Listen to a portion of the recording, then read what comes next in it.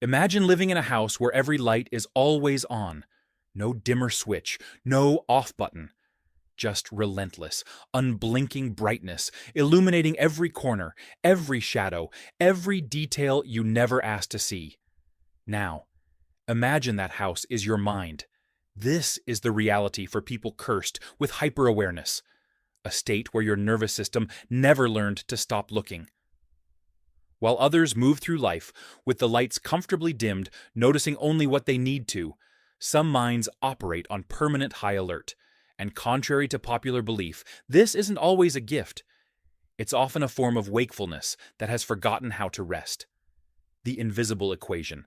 For the hyper-aware, life isn't experienced, it's solved. Every conversation becomes data to process. You don't just hear someone's words, you notice the half-second pause before they spoke, the smile that faded too early, the weight of what wasn't written in their text message. Your brain treats social reality like an engineer treats a system. If something changes, there must be a reason. It's exhausting, not because it's negative, but because it never stops.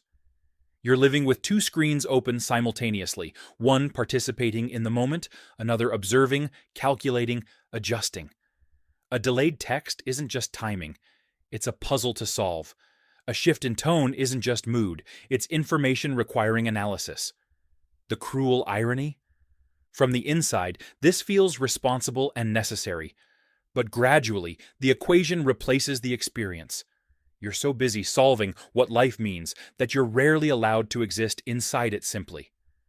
The metacognitive trap psychology calls it metacognition, thinking about your thinking. For most people, this flickers on occasionally. For the hyperaware, it's a constant background hum. You don't just feel sadness, you immediately notice you're sad, question why, evaluate whether it's justified, and wonder what it reveals about you. By the time the emotion finishes moving through your body, your mind has already dissected it from every angle. Even joy gets interrogated. You feel happy while simultaneously watching yourself be happy, calculating how long it might last. It's like dancing while constantly checking your reflection. You may perfect the steps, but you've lost the music entirely. Seeing behind the curtain. Eventually, awareness becomes revelation. You see behind the curtain of human behavior and realize that kindness sometimes carries conditions. Affection arrives with unspoken expectations, and most interactions are about reassurance, control, or fear. Not because people are cruel, but because they're human. This creates a subtle grief, the loss of relational innocence. You can no longer take words at face value or love as something uncomplicated. Once you've witnessed how fear disguises itself as confidence, and how love coexists with insecurity, you can't unsee it.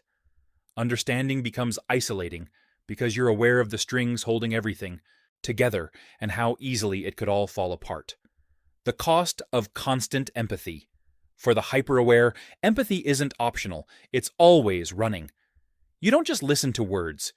You feel the emotional weight beneath them, sensing tension before it's named, noticing discomfort that lingers in your body long after conversations end. Others see you as calm and grounded, the person who makes them feel seen. But there's a devastating cost. You become an emotional container, absorbing and managing feelings that were never yours to carry. When you're always the one who understands, nobody thinks to check whether you need understanding too. Empathy without boundaries doesn't connect you to others. It teaches you to disappear inside that connection. The origin story. This hyperawareness didn't appear randomly. For many, it began in childhood as an adaptation. In unpredictable environments where safety depended on reading subtle cues, awareness wasn't a personality trait. It was survival. You learned to scan rooms instantly, feel emotional temperatures, and know when to disappear, just enough to stay safe. Your nervous system learned this without instruction. The prefrontal cortex learned to predict. The body learned to stay alert. Vigilance became awareness. Awareness became identity. What once kept you safe never learned to stand down. Even when your adult life is stable, your system operates as if something could change at any moment.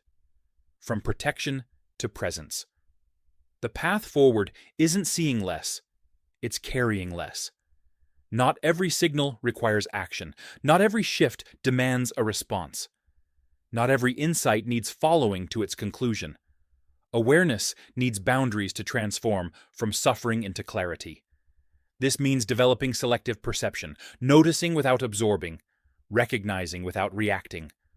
Understanding that silence isn't always a message, emotions don't always need solving, and insights don't always need expression. When you stop treating every perception as urgent, your nervous system relaxes. The body learns that noticing doesn't equal danger.